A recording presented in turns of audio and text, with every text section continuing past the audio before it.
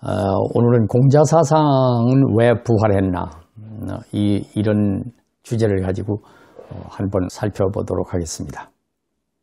1949년 이후에 중국 공산당은 공자사상을 봉건잔재라고 비판하면서 홀대시했습니다.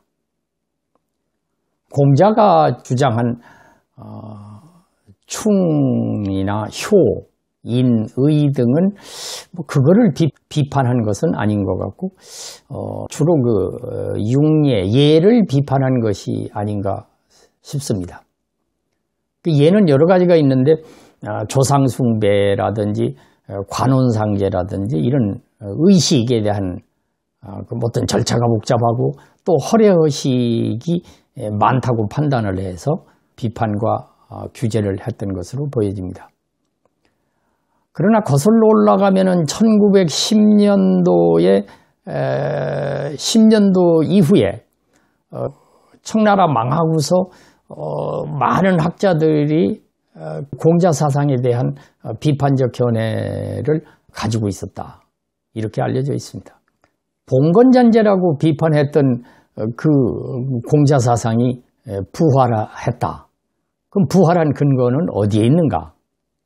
또 왜 부활했을까? 이거를 한번 살펴보면은 천안문광장에 공자상을 만들어 놨다. 그것을 또 다른 곳으로 옮겼다 이런 얘기가 있는데 정부가 공자상을 만들었다. 이거 하나만 가지고도 공자사상은 다시 부활한 것이다. 이렇게 보는데 가장 두드러진 것은 각 대학에서 공자학에 대한 강의가 개설이 되고 또 많은 학자들이 공자학에 대해서 활발한 학술 활동을 하고 또 특히 유튜브라든지 다른 매체에서도 공자학에 대한 인기가 매우 높아졌다. 이런 데서 공자사상은 다시 부활했다. 이렇게 말씀드릴 수가 있겠습니다.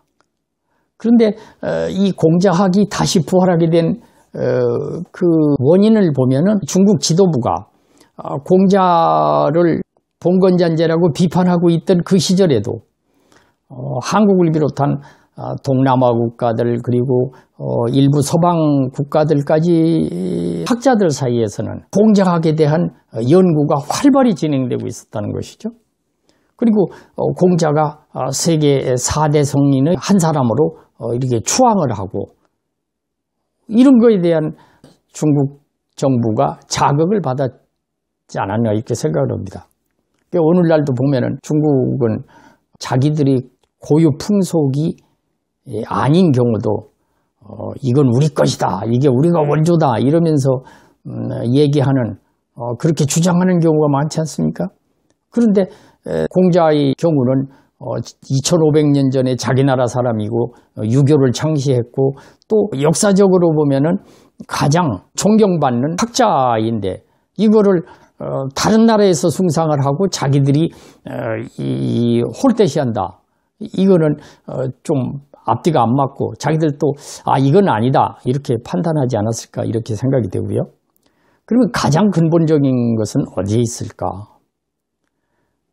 중국이 1949년 설립된 이후에 무려 17년 동안의 그 시기는 중국의 지도부가 사상적 통제를 가장 많이 하던 시기가 아닌가 이렇게 생각이 됩니다. 문화대혁명이 10년 동안 지속이 되고 또 이때에 억눌려진 그 민심들이 개혁개방 이후에 이렇게 분수처럼 터져나오는 이런 상황이 됐다.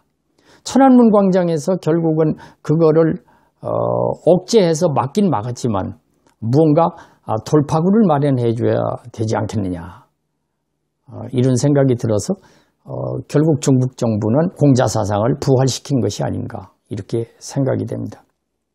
또 그뿐만 아니라 제도적으로도 제도를 만들었단 말이죠. 예를 들어서 청명절 또 단오절 중추절 뭐 이런 거를 만들었는데 그중 가장 대표적인 것이 청명절이다. 청명절은 일반 백성들이 조상의 산소에 가서 성묘를 하고 또 거기에다가 뭐 제사를 지내고 그리고 종이돈을 태우는 풍습이 있지 않습니까? 종이돈을 왜 태우느냐? 지금 현세와 내세가 연결되어 있다는 것을 의미하는 거죠. 이 세상에서 돈이 필요하고 돈을 좋아하듯이 저 세상에서도 돈이 필요할 것이다.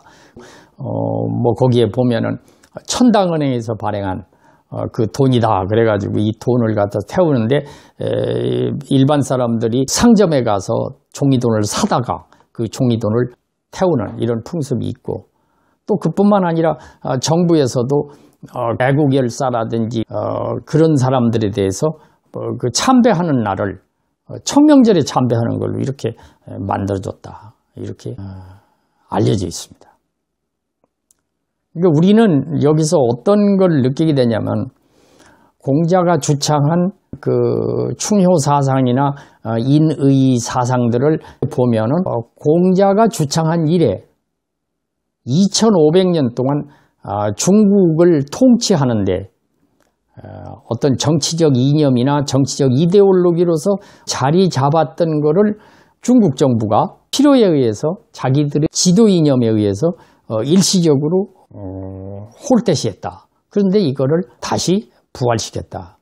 이걸 보면서 어떤 경우도 지도자들이, 나라를 통치하는 지도자들의 사고나 판단에 따라서 시대마다 변하는 것이 아닌가, 이런 생각을 갖게 됩니다.